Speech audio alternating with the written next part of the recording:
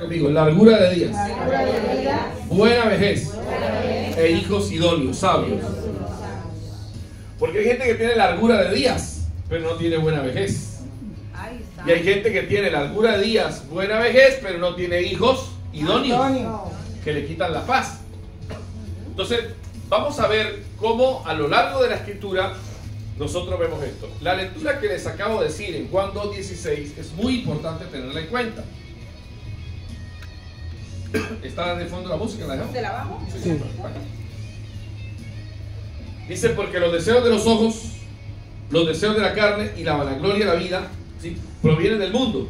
Y todas estas cosas nos alejan de Dios.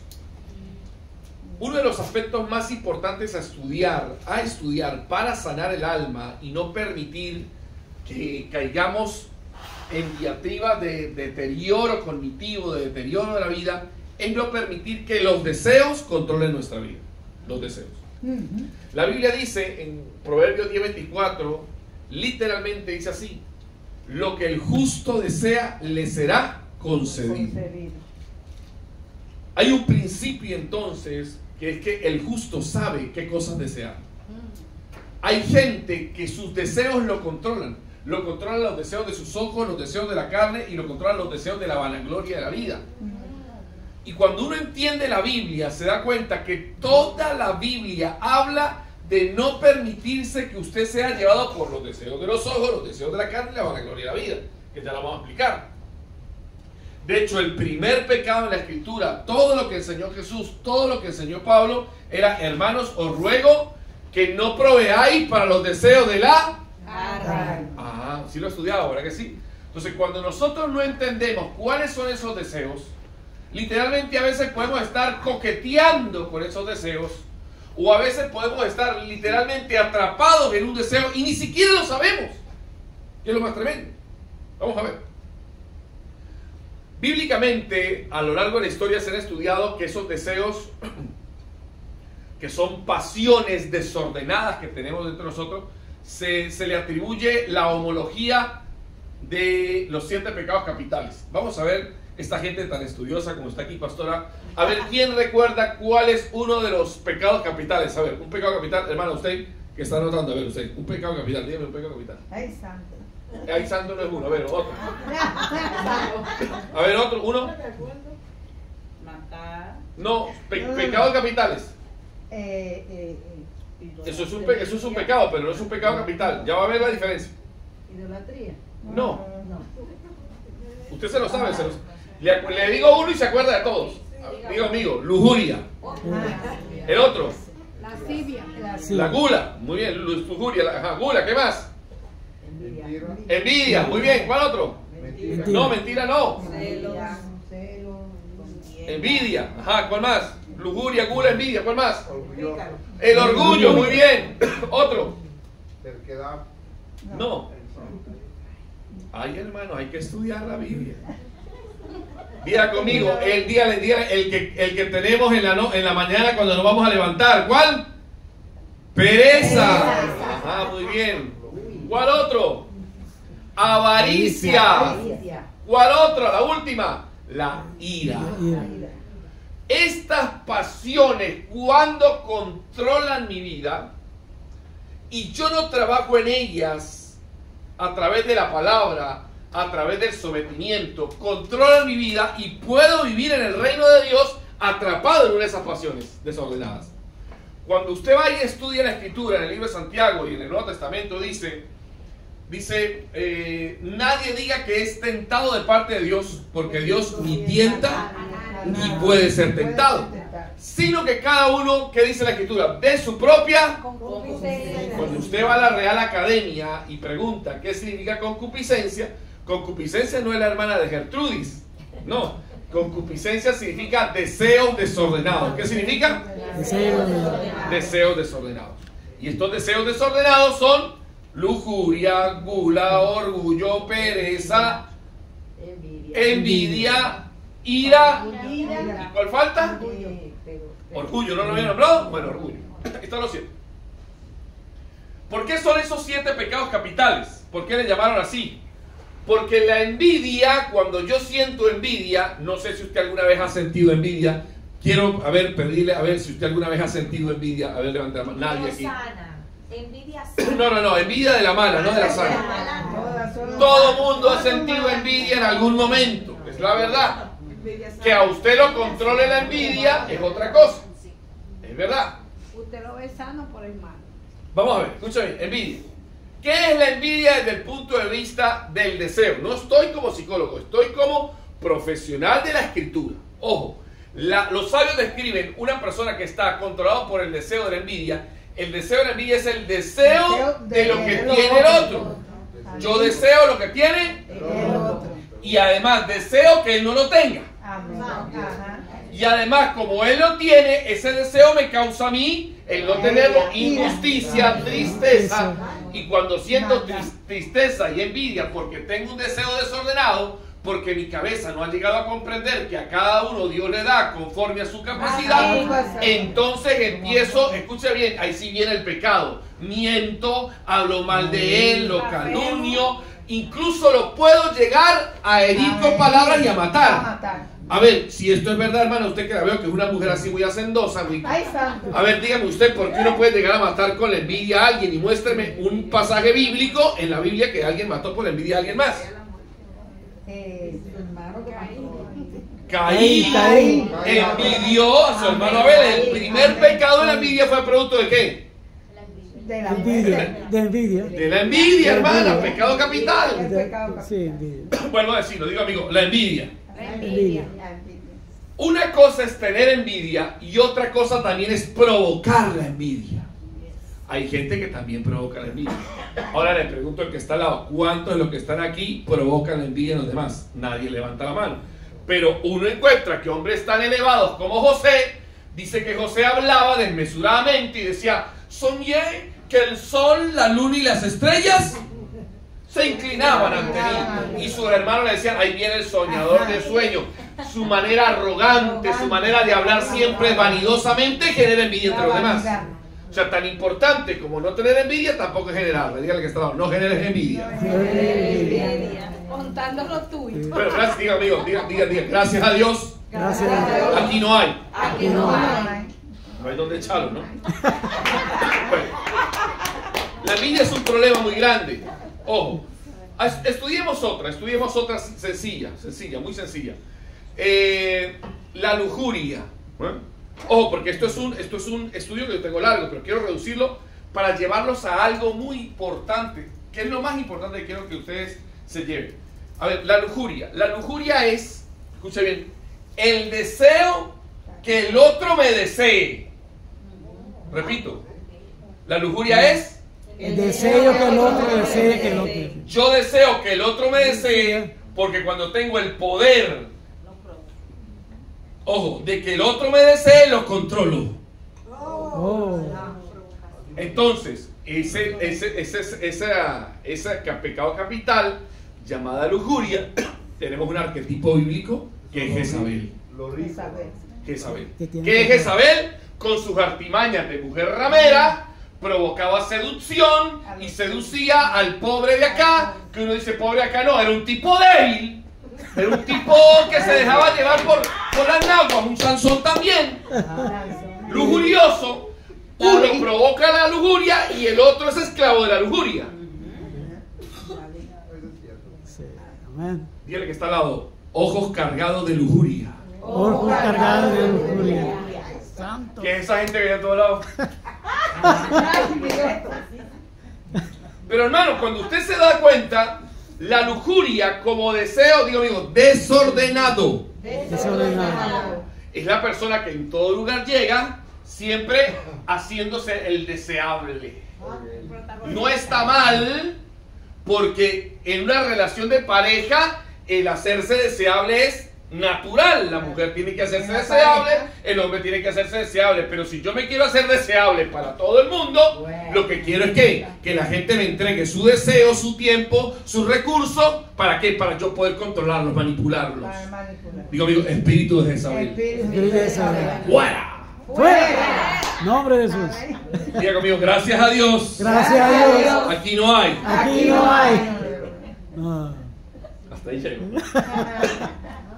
Quiero que lo entienda entonces. Este es uno de los más peligrosos porque no solamente el espíritu de Jezabel es el deseo sexual, que me deseen sexualmente. Un político tiene lujuria porque él desea que lo deseen. Un cantante tiene lujuria. Sí, el problema no es que no va a haber gente con lujuria que te va a atrapar. Los medios de comunicación, las redes sociales son en sí mismos escenarios cargados de glotonería y lujuria. Usted verá si usted no tiene la capacidad de ¿qué? De controlar o discernir este tipo de trabajo que está haciéndole el enemigo en la cabeza. ¿Me están siguiendo hasta aquí? Amén. Sí. Entonces la escritura dice, nadie diga que es tentado de parte de Dios, sino que cada quien de su propio ¿qué? Pero vamos a decirlo como dice en español, de sus deseos, ¿qué? Desordenados. Son desordenados. Pero quiero que vean por dónde entran los deseos desordenados. Creo que el mejor escritor es Juan. Juan dice que hay deseos que entran por los ojos. Digo, el deseo de los ojos. El deseo de los ojos. Ahora, por los deseos de los ojos estamos estudiando algunos, ¿no? A ver, la envidia, deseos de los ojos, ¿entra por los ojos? Sí. La avaricia, ¿entra por los ojos? Sí. Los deseos de la carne, a ver, la pereza, ¿es deseo de la carne o de los ojos? De la carne. La lujuria, deseo de los ojos o de la carne. De los ojos y de la carne, de los dos. Los dos. Sí. Entonces, cuando uno estudia, lo que Juan está tratando de decirnos es que nosotros tenemos que cuidarnos, porque creo que el mejor autor que describe el trabajo para convertirnos en un justo, ojo que dice la Biblia, Proverbios 10:24, lo que el justo desea. ¿Dónde está el problema? Que nosotros, cuando venimos del mundo, estamos atrapados en los deseos de la carne, los deseos de los ojos y la vanagloria de la vida. Este vanagloria de la vida es muy interesante estudiarlo también. Vamos a ver, ¿qué será vanagloria de la vida? No son deseos de los ojos, no son deseos de la carne, sino de la vanagloria, algo más abstracto. Ahí entra el orgulloso. El orgulloso quiere ¿qué? Que cuando la gente llega, le diga, uy, ahí llegó. Mire, qué tremendo ese hermano. O sea, ese es igual que la lujuria. ¿Deseo de qué? Vanagloria de la vida. Que hable bien de él. Y entonces toda su vida se la pasa trabajando en la idolatría de él mismo. Habla de él mismo. Sí, está enamorado del mismo. Un narciso pequeño. Gustavita. Narcista dicen aquí, ¿no? Sí. Entonces cuando uno estudia cada uno de estos por separado, se da cuenta de que el trabajo espiritual en nosotros es imposible. Los estímulos vienen. Ojo, los estímulos vienen. Digo, los estímulos vienen. Usted no puede andar en la calle así. Choca. No, los deseos de los ojos están allí. Pero el trabajo espiritual que hay que hacer para convertirnos en justo, lo que el justo desea, es mantener primero un discernimiento, conciencia y la estructura de la palabra en la cabeza para saber discernir y quitar esos deseos. Pero se lo voy a explicar cómo. A ese trabajo se llama la batalla de la mente. Diga, amigo, la batalla de la mente. La batalla de la mente no significa que el diablo le está hablando. No, solamente eso. Es que el diablo ya le está hablando y el deseo que se sentó, producto de su propia naturaleza. Ojo, porque todos tenemos esos deseos dentro de nosotros, porque esa es la vieja naturaleza que está viciada conforme a los deseos engañosos de este mundo. ¿No lo dice la Biblia o lo estoy inventando yo? ¿Lo estoy inventando? No, está en la Biblia. Entonces, cuando yo aprendo a discernir y no aprendo a conectarme con ese deseo, sino que tengo, ya ven ustedes las características que se tiene que tener cuando una persona ha crecido en el Señor. ¿Dónde está el problema, hermanos? Que a veces tenemos un deseo, pero ese deseo, que es una pasión natural, se desordena. Lo alimentamos más de lo debido y nos permitimos y nos salimos de la estructura del canon que Dios había permitido. Desear como hombre a una mujer es correcto. Querer desear a todas las mujeres es incorrecto. Deseo a mi esposa. ¿Vos te comprendés? Sorry. ¿Vos Greiper? ¿Ya? ¿Se entiende la idea? ¿Do you understand? Ah, Nederland también, si ustedes quieren. Bueno, seguimos. El primer episodio que vamos a encontrar en la Biblia y el trabajo para vencer las pasiones está el primer pecado que se realiza en la escritura es el pecado de Eva, ¿recuerdan? Vamos a ver una anatomía del primer pecado. Vamos a diseccionar quirúrgicamente el primer pecado, cómo entró. Dice la escritura que Dios creó el jardín del Edén, la plenitud total para el hombre. Y dice la escritura, ayúdeme a pensar a ver si usted sabe la Biblia mejor que yo. Y dice que Dios puso en el centro del huerto el árbol de la ciencia del bien y del mal. Yo pregunto, si Dios quiere que el hombre no coma del árbol de la ciencia del bien y del mal, ¿no sería mejor que lo metiera por allá en un rincón bien afuera? ¿Por qué lo pone entonces en el centro, hermano? Ayúdeme, hermano, usted que conversa mucho, diga, ¿por qué lo puso en el centro? ¿Por qué? Para medir la... ¿Qué palabra tan bonita acaba de decir usted? ¿Para qué? Para medirle a cuando formara el hombre y la mujer, a ver si eran capaces de no tocar lo que el aviso. Entonces, muy bien, entonces el problema no es, escuche bien, que hay muchos mandamientos, había uno solo y desobedecieron. Entonces la cuestión es que te pone en el medio para determinar y medir tu nivel de libertad, tu nivel de capacidad de obedecer. Dígale que está al lado, dígale, no es cuestión de mandamientos, es cuestión de obedecer. Es de obedecer. Está en el centro y entonces dice la escritura que Eva se acercó.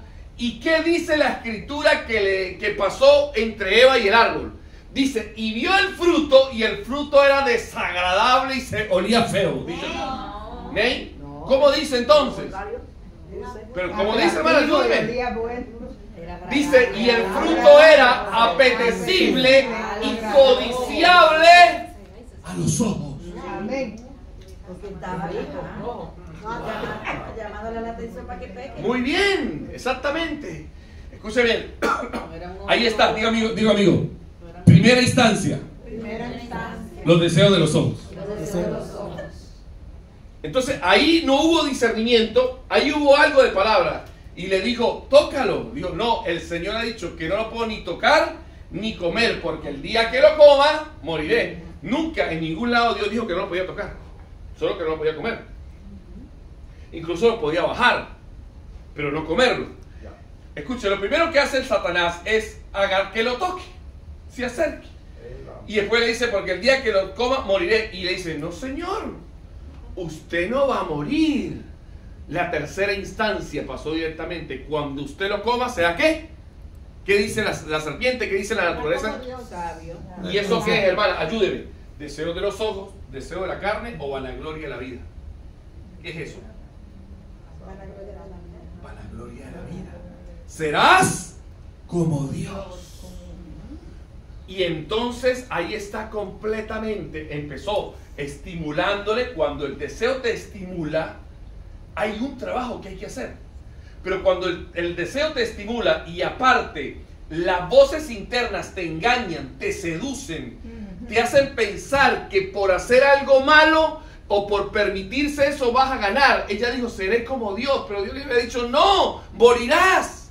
Creyó más a la palabra de la serpiente que a la palabra de Dios. Dígale que está al lado, ahí hay un problema. Cuando tú escuchas más, dígale, cuando escuchas más las palabras del mundo, de la serpiente y no la palabra de Dios, entonces la gente va a la iglesia, viene a la iglesia, se congrega por 20 años, pero todavía sigue haciendo la palabra del mundo, hermano. Ay, es que yo no sé, yo interpreté ese verso diferente, hermano. Mira lo que dice la escritura. Quiero que usted vea la naturaleza del deseo tan importante, porque yo sé que esto lo han enseñado muchas veces, pero quiero que lo vea por primera vez desde mi óptica, desde la óptica de una persona que trabaja con pacientes. Tengo más de 3,000 pacientes y yo lo que veo es que hay gente que a veces deseó cosas que no tenía que desear y quedó atrapado. Porque dice, porque una vez que tú has consumido el pecado, perdón, dice, seducido su propia concupiscencia, el pecado da luz. La muerte. Pero antes, ¿qué ha pasado? Concibe. Sí. Coincide, ¿qué? Muerte. El pecado. Y el pecado da luz, la muerte. La muerte. O sea, una vez que yo me permití, que he sido seducido, que no pasé la prueba de la batalla, sino que tomé, me arriesgué, pensé que iba a tener un placer, ya ahí vienen las consecuencias. Dígale que está al lado. Después de eso, Después de eso, vienen consecuencias. viene consecuencia. Es el problema que tenemos. La gente quiere que usted le ore para que le quite las consecuencias. Hermano, estoy pasando por un problema. Pero hermano, ya va. Hermano, libéreme de esta carga tan tremenda que tengo. Me dijo un tipo. Mira lo que le voy a decir. 2 ejemplos tengo. Un tipo me dijo, hermano, mire, que yo, me dijo, así, hermano, me dijo, de la iglesia. Yo me enamoré de una mujer de la empresa, me enamoré y yo compartí, yo forniqué con ella, hermano, pero es que yo a esa mujer, yo la amo, hermano. Y yo le digo, hermano, pero, y yo le decía, y su esposa dice que yo no sé, hermano, no sé qué me pasa, yo la miro, pero no es lo mismo, hermano. 2 deseos en la cabeza. Y la escritura lo dice. Lo dice de una manera poética el Señor Jesús dice: nadie en esta vida puede enredarse en las cosas del mundo, porque o amará más a un Señor y odiará más a otro. Pero no sé, como en Venezuela decimos, no se puede asar 2 conejos porque uno de los 2 se le quema. Así se dice. No sé, es muy robusto, pero bueno. El problema es que yo decía, ajá, pero vas a destruir tu familia, vas a destruir tu ministerio. Ya está, dice, pero ¿cómo hago con ese sentimiento que tenga? Es que esas son las consecuencias de esto. Yo no le puedo quitar las consecuencias. Yo puedo decirle a usted, acepte las consecuencias, porque ahora la esposa lo había visto y la esposa se le veía, yo no quiero perder a mi esposa, pero tampoco quiero perder a la otra. O sea, dicen, ¿cómo es que lo del chivo y el mecate? Ni con el chivo ni con el mecate. Ahí. Ni con uno ni con el otro. Estaba yo en un congreso juvenil en Aruba predicando y estaba hablándole de la gula. Ustedes saben qué es la gula, ¿no? La gula, la gente piensa que la gula o la glotonería es simplemente comer y comer y comer y comer. No. A ver si soy buen profesor. ¿Qué es la envidia como deseo? A ver si soy buen profesor. ¿Cómo? El deseo de tener Lo que tiene el otro. y además deseo que él. No lo tiene. Muy bien. La lujuria es desear que el otro me desee. El orgulloso es desear que la gente reconozca que yo soy grande. ¿Qué será la gula como deseo? La gula es el deseo de placeres momentáneos y efímeros. ¿Qué es la gula?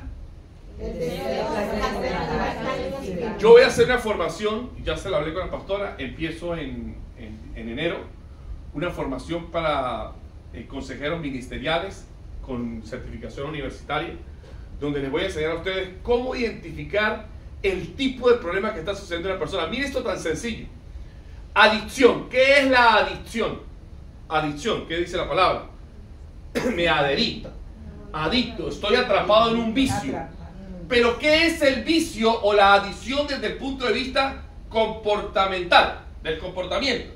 Es la búsqueda de placer momentáneo en la cual me quedo atrapado en, ojo, marihuana, pero también el alcohol, pero también la pornografía, pero también la masturbación, pero también ¿qué? Netflix, pero también redes sociales, pero también ¿qué? A ver, comidas, ropas, todo lo que me lleve a buscar un placer momentáneo, quedo atrapado allí.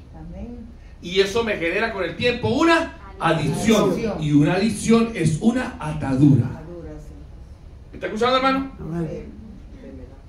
Entonces estoy ministrándole a los muchachos y digo esta frase, digo, vamos a orar, muchachos, le digo, vamos a orar, le digo, Señor, repitan conmigo, le digo así, repitan, Señor, dice el muchacho, renuncio a las redes sociales, amén, porque les pregunté, me decían que 4 o 5 horas en las redes sociales los muchachos, imagínense, es una adicción ya, que cuando no tienen el teléfono se perturban.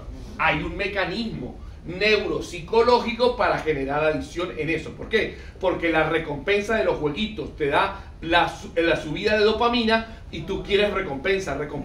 Un like es recompensa. Entonces yo me vuelvo adicto a las recompensas estúpidas e ilusorias de un juego que no tiene nada que ver en la vida. ¿Vos te comprendés? Sí. Claro. ¿Se entiende? Sí. Ay, y entonces yo estoy diciendo renuncio y le digo a los muchachos, renuncio a Netflix y a todas sus series. Y una niña dijo, no, yo no estoy preparada para eso, todavía no estoy preparada para eso. Una niña como de 14 años gritó del público, no estoy preparada para eso, no lo puedo decir. ¿Entiendes? Cuando un deseo se sienta en la silla, ay papá, controla tu vida. Y controla tu vida desde el punto de vista inconsciente, que tú ni siquiera te das cuenta, porque la gente que es gobernada por el deseo justifica ese deseo, encuentra razones para decir que no es tan malo. O sea, es mi tiempo libre, yo no le hago daño a nadie, es mi dinero, es mi vida, ¿entiendes? Pero están siendo gobernados por las pasiones de la carne. Digo, amigo, gracias a Dios. Gracias a Dios. Aquí no hay. Aquí no hay. No hay, ¿verdad que no? No. Esta noche. A nadie tiene, no, pero también está Maggis, también está cualquiera, HTVO, lo que sea, ¿no? Ah, pues esa está buena, hermano. No, pero es que aquí yo no tengo Netflix, pero hay gente que es adicta bueno, al Facebook. Al Facebook. Ya, ¿se entiende? Facebook, Pero mire lo que dijo Jesús. a Instagram. Escúchame lo que dijo Jesús. Es que si este no fuera el trabajo, hermano, si este no fuera el trabajo, yo no tendría otra cosa que enseñar. Este es el trabajo espiritual que yo he enseñado en los últimos 20 años en la iglesia. Mira lo que dijo Jesús. Oíste que fue dicho, cualquiera que se llegue a una mujer que no es su mujer, ya adulteró con ella. Mas yo os digo, en hebreo significa, mas yo digo, Kal Vajomer. En hebreo se dice así, mas yo digo, Kal Vajomer, que cualquiera que la mire, ¿y qué dice la escritura? Y la codicia en su corazón, la desee, ya adulteró con ella. Escuche bien, es el mismo pecado, uno llevado a lo físico y otro llevado a la raíz. Jesús lo que hizo fue llevar todos los pecados ¿a dónde? A la raíz. A que usted no sea controlado por los deseos. Ahora vamos a ver cómo me vuelvo yo libre de esos deseos. ¿Está bien la propuesta? Sí. No, pero con ese ánimo tan tremendo que Bueno, no es porque me aplauden a mí. Sí. Por lo tanto, le estoy diciendo el primer pecado de Eva. A ver, deseo de los ojos y para la gloria de la vida. Estudiemos otro episodio. Me gusta también estudiar la instancia con Jesús. Vamos a hacer una anatomía de la tentación de Jesús. Jesús, cuando empieza su ministerio, sale al desierto y se le aparece ¿quién? El Satán de nuevo. ¿Y qué le dice el Satán? Le dice, si eres el Hijo de Dios, convierte estas piedras en pan y cómetelas. Yo le pregunto, hermano, después de un ayuno de 40 días, ¿comer pan será pecado? A ver, comer pan, unas 2 bolitas de queso, de leche, como venden en mi tierra, ¿será pecado comerse 2 bolitas, convertir 2? No había pecado. ¿De qué era? Escucha bien la profundidad que hay aquí. ¿Qué era lo que quería el Satán al decirle a Jesús que convirtiera las piedras en pan? Si no es pecado convertir las piedras en pan. ¿Por qué le contestó Jesús? ¿Y cómo venció a Satanás la primera vez? ¿Cómo lo venció? Dígame, hermano, a ver, usted todo lo sabe, dígame, a ver. Y lo que no sabe lo inventa, a ver. Jesús le contestó, no solo de pan y de hombre, sino de toda palabra que sale de la boca. Muy bien, ¿cómo lo venció? Con la palabra. El problema no era convertir el pan, el problema era hacer la voluntad de la carne y hacer la voluntad de Satanás. Diga que estaba, ese era el problema. Que tú hagas la voluntad de la carne. Entonces, ¿cómo lo venció Jesús? Con la palabra. Ni siquiera tuvo que reprenderlo. En ese consejo escrito está. La batalla de la mente, que es el primer nivel de batalla, se va a ganar si usted conoce la escritura. Amén. Pero no es conocer, no, yo sé que eso está escrito ahí, no. Conocer la escritura es que usted la apropie para usted y que usted la esgrima cuando viene el momento difícil y reclame la promesa, y eso se convierte en su identidad, como dijo la pastora. Amén. Cuando usted hace de la palabra de Dios su identidad, su forma de manejarse en la vida. Escrito está, no, yo no necesito de pan ni hacerte caso a ti, chico. El Señor es el que me sustenta. Amén. Esto podría aplicarse a alguien que diga, mira, podemos llevar unos de dealer de droga para no sé dónde, y ahí se va a ganar una platica. Ahí le habló el Satanás. Escrito está, al Señor tu Dios no te dará. Después viene la otra prueba, ¿no? La otra prueba de Jesús. Dice que Satanás se le volvió a aparecer y le dijo, escrito está. Le dijo, todos estos, todo esto reino en la segunda dijo, lo llevó a un pináculo y dijo, si te arrojares de aquí, dice, Dios enviará a ángeles y te recogerán. ¿Y qué dijo Jesús? ¿Cómo le volvió a responder? Escrito está, al Señor tu Dios no tentarás. Jesús no venció, ojo, porque dijo, los ángeles vendrán y te recibirán. Eso es vanagloria de la vida, soy el Hijo de Dios. Por ahí se mete el orgullo, la arrogancia, ministrarle a la gente. Y entonces hay gente que termina haciendo, ¿sí?, cosas que Dios no lo llamó. Termina haciendo cosas que su naturaleza caída le pidió hacerla. ¿Para qué? Para vanagloria de la vida. Escrito está, los ángeles te recogerán. Tercera prueba. Le digo, todos estos reinos me han sido entregados. Si postrado ante mí me adorares, todos estos reinos serán tuyos. ¿Y qué dijo Jesús? ¿Qué le dijo? Le dijo, escrito está, al Señor tu Dios servirás y al Señor y al solo servirás. Apártate de mí, Satanás. Y ganó. ¿Cómo ganó? Con la palabra. Con la palabra. Entonces mire cómo trabaja la batalla de la mente. Quiero que usted aprenda de aquí en adelante dónde está el verdadero trabajo para que usted se convierta en un hombre de Dios que domine cualquier circunstancia de la vida. Esto es más largo, pero quiero seguir con los deseos. Ojo, porque los deseos vienen siendo esos mapas internos que sin querer nos impulsan a ciertas aventuras fuera de la Escritura. Y como no conozco la Escritura, por ejemplo, hay uno muy específico, voy a leerlo porque lo traje aquí preparado para ustedes. Está en Números 11:4. Por favor, alguien que lea Números 11.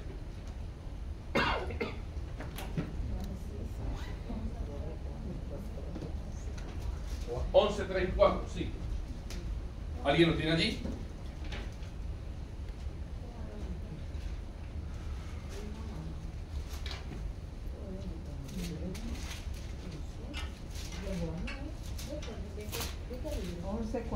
¿Qué dice? Número. ¿Qué capítulo? Número 11, 4. 11. Dice 4. Y la gente extranjera que se mezcló con ellos tuvo un vivo deseo.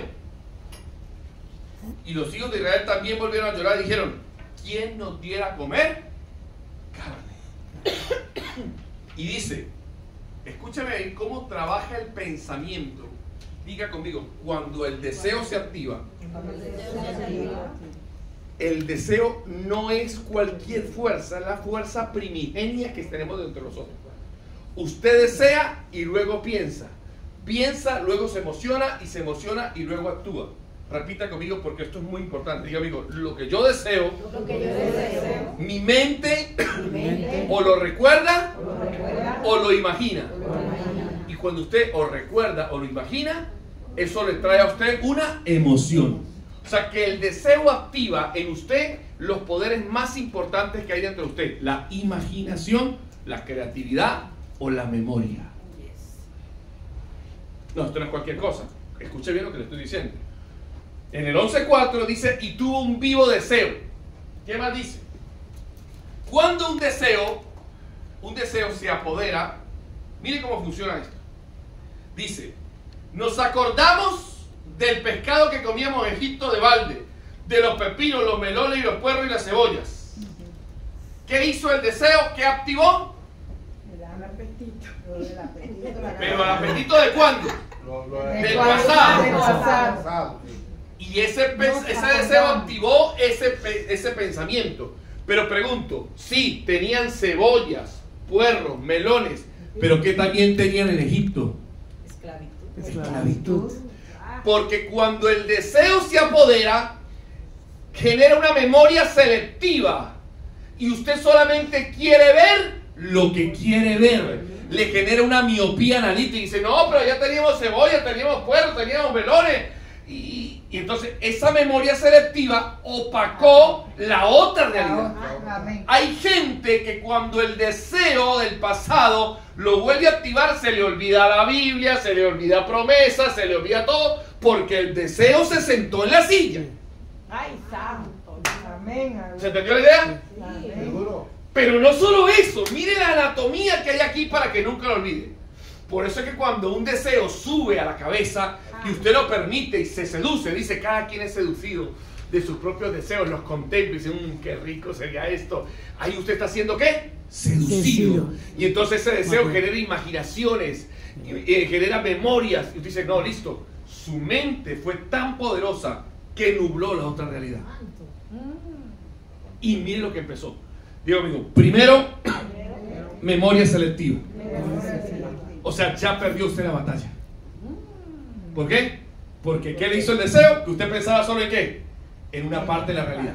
Sigamos. Esto nunca lo voy a olvidar.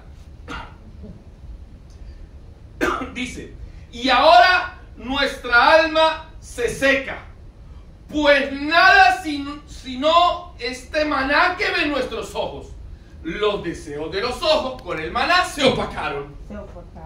O sea, cuando el deseo se siente y gobierna, usted puede tener a la mujer suya al lado que no la ve y dice, ay, esta mujer me tiene harto.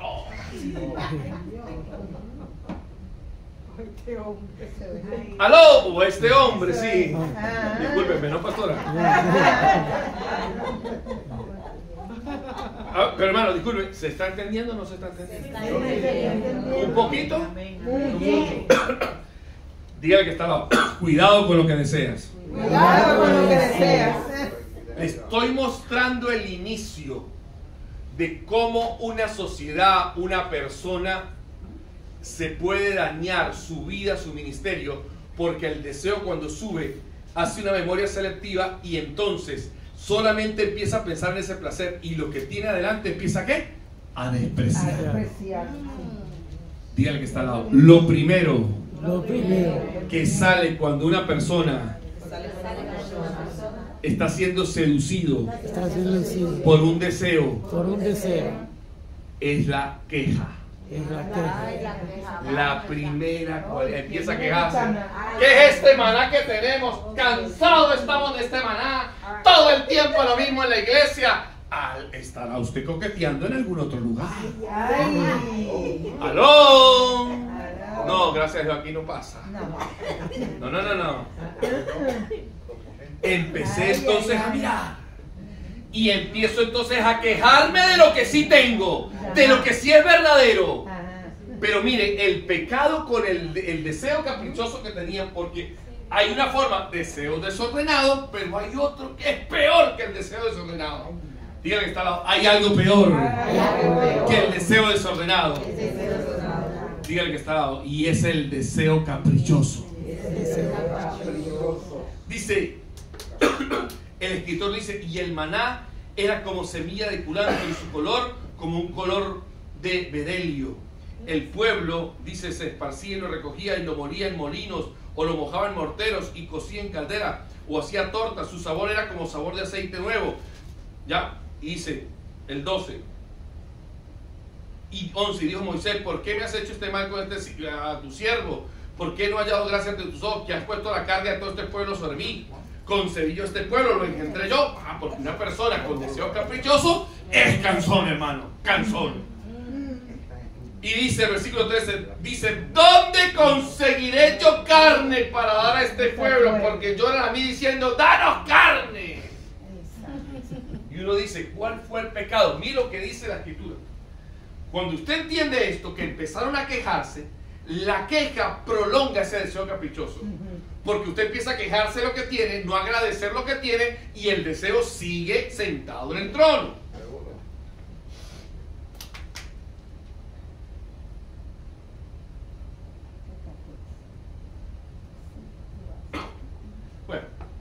entonces que Dios dice, harto estoy de este pueblo. El mismo Dios y Moisés.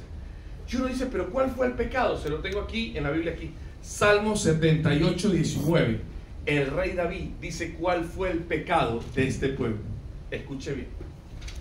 Dice, empleo del 17, pero volvieron a pecar contra el Señor, rebelándose contra el Altísimo en el desierto. Pues tentaron a Dios en su corazón, pidiendo comida a su gusto. ¿Comida qué? A su gusto. Y hablaron a Dios diciendo, ¿podrá poner mesa en el desierto? Escúcheme, no solamente son deseos desordenados los que nos sacan del propósito, sino también deseos ¿qué? Caprichosos. Hermano, quiero carne, pero quiero una mesa, dicen ellos, con carne en el desierto. Usted necesita una mesa en el desierto. Usted necesita comer carne en brasa en el desierto. Cuando tiene la nube, cuando tiene el maná, no. Pero cuando el deseo caprichoso se sienta, escuche bien, empieza usted a quejarse, a desagradecer lo que tiene, empieza después a murmurar. Y la murmuración colectiva lleva a decirle, volvamos atrás. Y ese volvamos atrás, hermano, ya es una persona que está atrapada y desligada de la presencia de Dios. Diego amigo, pero eso no pasa aquí. Eso no pasa. La cuestión es, David nos dice, Salmo 78, 19, ¿cuál fue el pecado? Tenga cuidado entonces con los deseos caprichosos. Hay deseos desordenados, pero también hay deseos ¿qué? Caprichosos. Cuando dos deseos están en su cabeza, o desordenados o caprichosos, la persona entra en la peor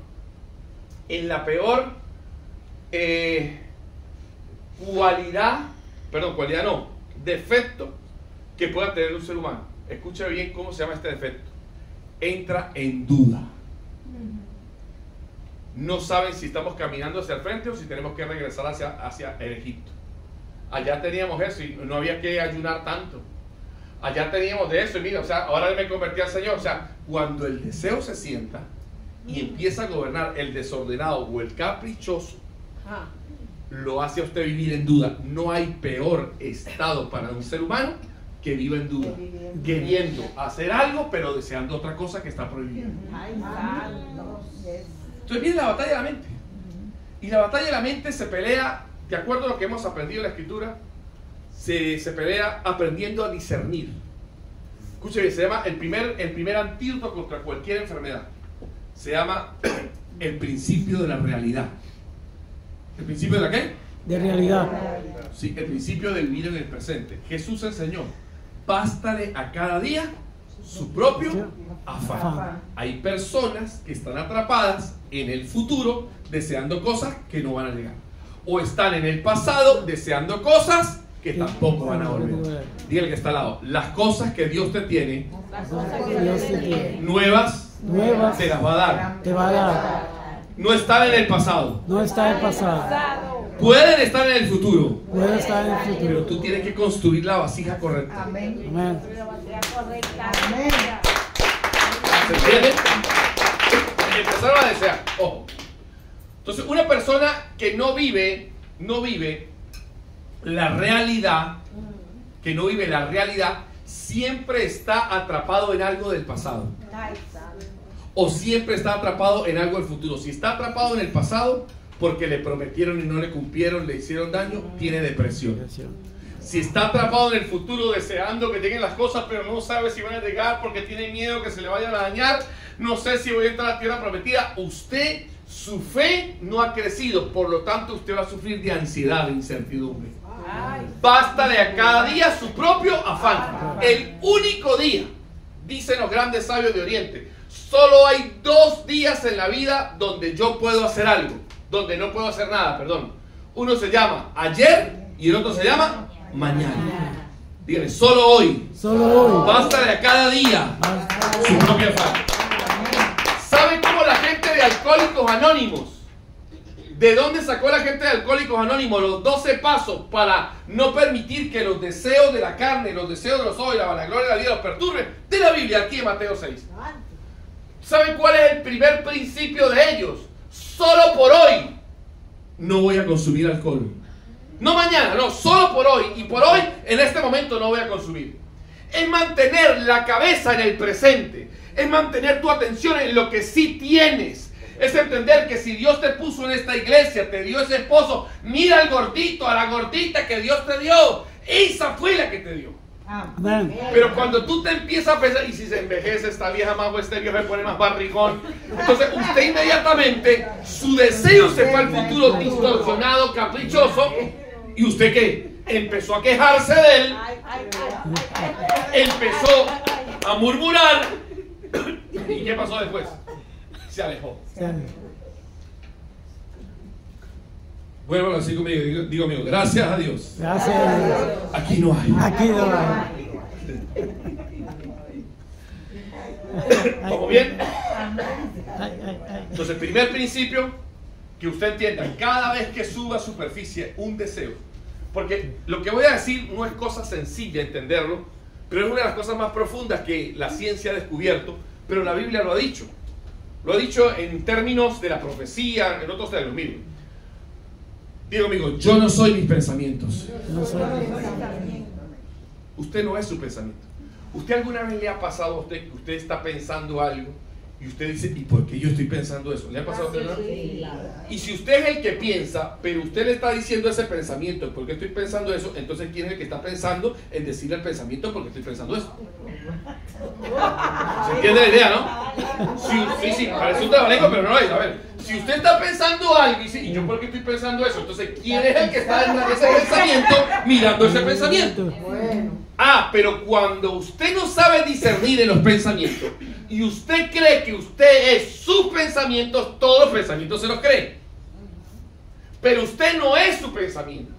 Usted es el pensador de los pensamientos. Usted es el que decide pensar esto o no pensarlo. Porque la Biblia lo dice. Si hay algo justo, algo digno, algo lleno de alabanza, si hay virtud en ello, en esto pensar. O sea, usted puede decidir en qué momento, qué cosas seguir pensando y alimentando. Esa es la batalla de la mente. Por eso la Escritura dice, llevando cautivo a toda hermana envidiosa. No, ya quiero que dice, a ver, yo no sé que a veces se me olvida la Biblia. Según de Corintios 10, llevando, ¿cómo? Llevando cautivo el pensamiento. Todos los pensamientos, cautivo a la obediencia. Ustedes han leído eso en la Biblia, ¿no? Muy bien. Llevando cautivo a la hermana que no ora. Orando por ella. Llevando cautivo a algunos pensamientos. Todo pensamiento que se levante en contra de la voluntad de Dios. Entonces yo estoy despierto. Ya ven, ¿por qué estoy pensando? Esto no viene de Dios, chico. Otra vez vas a seguir pensando igual. Si usted sabe que el pensamiento activa la emoción, si usted ya activó la emoción y usted se vive deprimido, ¿pero por qué a mí no me salen las cosas? Mi pastor, ore por mí. Y entonces la gente dice, ya va, pero hay algo ya después de que el pensamiento se sentó. Todavía, diga amigo, todavía hay solución. ¿Cómo? Sí, cuando usted está emocionado o en desamor o en tristeza profunda o está atrapado en la apatía, ¿sí? En la angustia, todavía allí, todavía la Escritura te da herramientas para salir de eso. Pero recuerde que fue el proceso que usted viene permitiéndose cosas. Escuche la herramienta. Cuando usted se encuentre, diga amigo, angustiado, desolado, en desamor, con tristeza profunda, recuerde el Salmo de David. Dice el rey David, ¿hasta cuándo te abates dentro de mí, alma mía? O sea, aquí hay otra técnica de la Escritura para que usted no permita que los deseos, ni el pensamiento, ni la emoción lo sigan controlando. Usted se habla a usted mismo. Luego usted es el dueño de su vida. Hermano, si usted no controla su pensamiento, ¿qué carrizo controla usted entonces? Si usted no es dueño de sus emociones. Y entonces yo escucho a gente, hermano, pero es que es muy difícil. Pero sí, ese es el trabajo. Así es. Ese es el trabajo del Señor. Somos dueños de nuestro propio pensamiento. No, pues ven y predica usted aquí entonces. Ay, santo. ¿Se entiende la idea?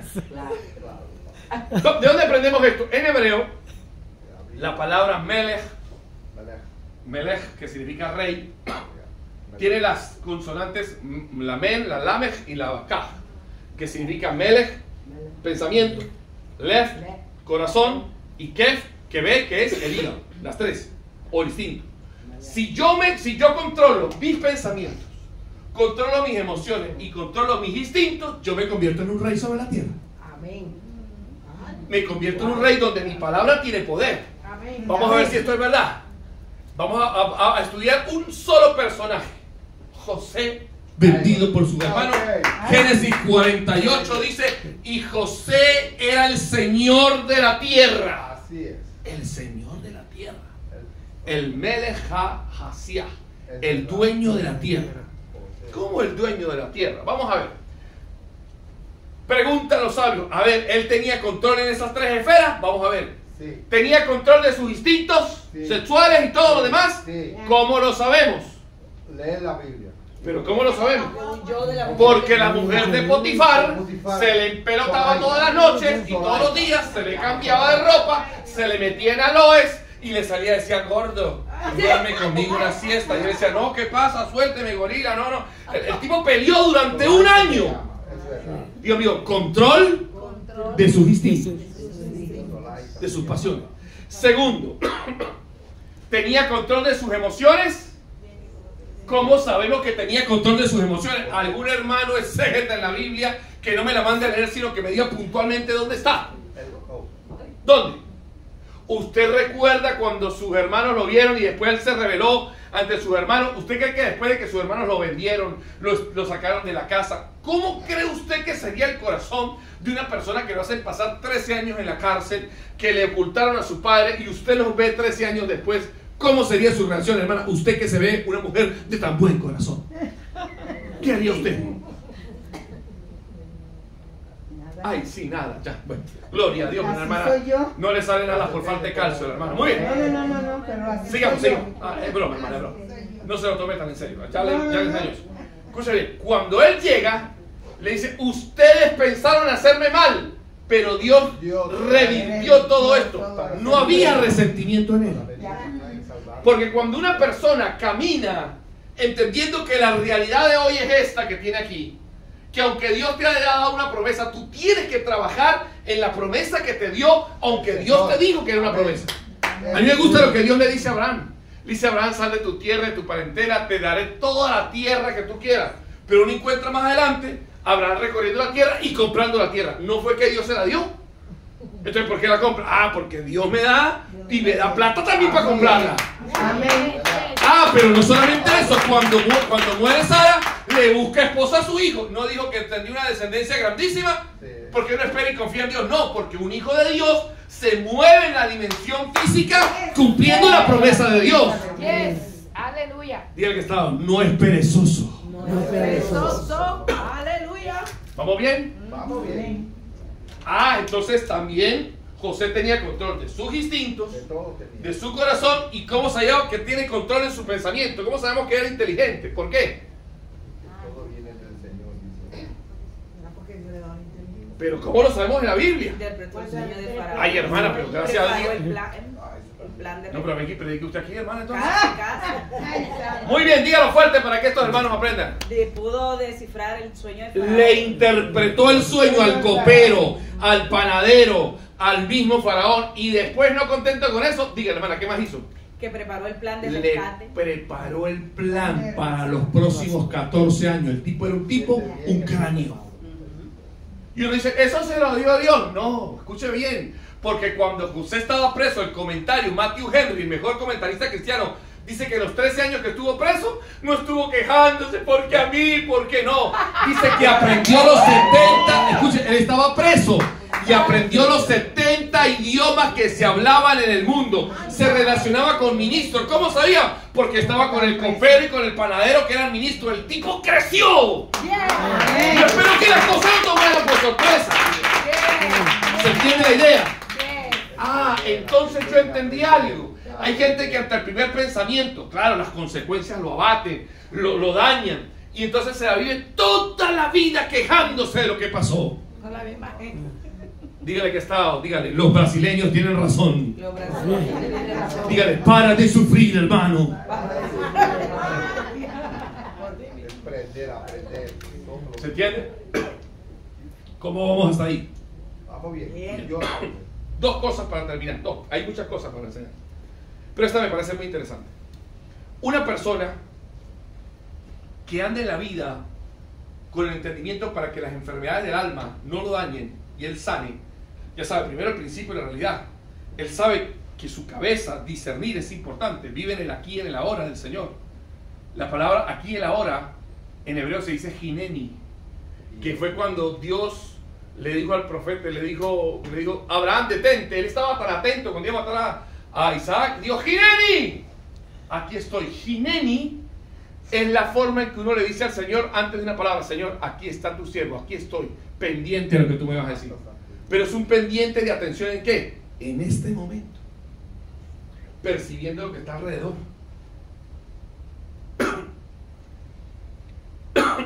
Hay una actitud muy importante, para mí la más importante, que te lleva al nivel de profecía, que te lleva al nivel del dominio sobre cualquier cosa de la vida, y es la que Pablo desarrolla en Filipenses 4. Pablo escribe la carta a los filipenses, la escribe estando en Cancún, ¿sí? En Hawái, perdón. ¿Dónde la escribe Pablo la carta a los filipenses? A ver. ¿En dónde? Preso. En En la Filipos. cárcel. En la cárcel. En la cárcel. Preso. No estaba comiéndose una piña colada con sombrillita. No estaba en Punta Cana. Ay, Señor, ¿con qué rimará esta frase? No, estaba preso. Pero la actitud que tenía Pablo dice: yo estoy preso, pero la palabra no. Amén. Y él dice, Filipenses 4:11, la clave más importante, y en el 4:7, en el 4:4 dice: regocijaos en el Señor. Digo, otra vez digo, regocijaos. O sea, él escribe la carta del gozo en una situación difícil. El principio aquí, para que usted aprenda a moverse en el dominio de las pasiones, es que usted deje de estar pensando qué le hace falta. ¿Qué le faltaba a Pablo en Filipo, en la cárcel? ¿Qué le faltaba? Todo, pero a la vez nada. ¿Por qué? Porque aprendió a contentarse. Filipenses 4:12. He aprendido a contentarme, sea cual sea mi situación. Sé tener abundancia y sé tener escasez. Por todo y para todo he sido aprendido, y todo lo puedo en Cristo que me fortalece. No lo sabía, aprendió a contentarse.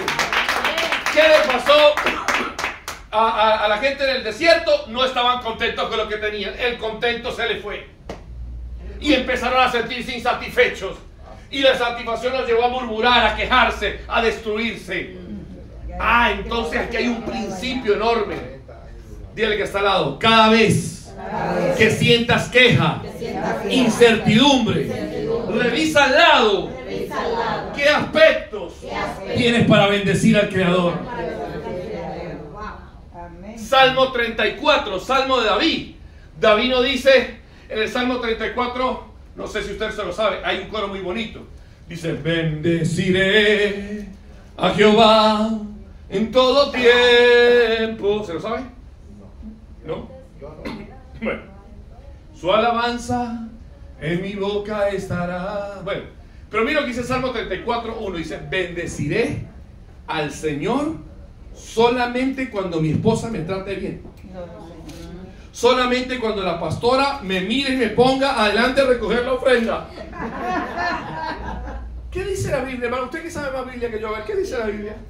¿Bendeciré al Señor? En todo tiempo. ¿Y qué será todo tiempo? Ayúdeme. En la buena, En la buena, en la mala. Abundancia, escasez. Enfermedad. David tenía un secreto. El problema es que no nos contentamos porque siempre estamos viendo lo que nos hace falta. Yes. Epicurio, un gran estoico del siglo 4 o 5, le decía a su amigo: mándame un pedacito de queso y un poquito de vino para hacer un festín. Hay gente que se contenta con poco. ¿Sabe qué significa la palabra kelalá? ¿Y sabe qué significa la palabra bendición? Bendecir. En hebreo se dice berajá, el aumento de la capacidad de disfrutar. Cuando usted está bendecido por Dios, usted disfruta y alcanza el bienestar con muy poco. Amén. O sea, usted viene a la iglesia y hay gente que viene a la iglesia, viene el pastor Maus y dice, ¿cómo estuvo el culto? Ahí. Amén. No me pararon ni no como 3 pelos, mira. Pero en hebreo la palabra para maldición se dice kelalá. ¿Cómo se dice maldición en hebreo? Kelalá. Y kelalá significa disminución de la capacidad de recibir placer. Por eso una persona que está en pecado, por ejemplo, una persona que está en droga, se droga, pero más adelante tiene que consumir más y más porque su capacidad de recibir placer se ha disminuido. Cuando usted está en bendición, escucha bien, cualquier cosa lo lleva ¿a qué? A contentarse. Amén. No. ¿Qué? Eso que la da es maldición. Que la da maldición. Y verajá, Verajá, bendición, el aumento. Ah. Verajá, de ahí viene la palabra bendición. Entonces usted tiene que aumentar su contento de sí mismo. ¿Cómo lo aumenta? Apenas se levanta en la mañana, gracias Señor por este día. Mire, yo no sé si a usted le ha pasado. Yo termino con esto, a ver. ¿A cuántos le ha pasado alguna vez? Bueno, le explico esto rápido.